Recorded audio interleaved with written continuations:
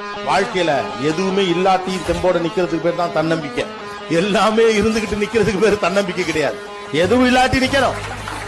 ஆள் அம்பு ஆயுதம் எதுவும் இல்லாட்டி நிக்கணும். தனிச்சு நிக்கணும். பயப்படாம நிக்கணும். அதுதான் நம்பிக்கை. நான் இருக்கேன் எனக்கு தோணும். இவ்வளவு பேர் எனக்கு இருக்காங்க. அதெல்லாம் வேண்டியே வேண்டாம்.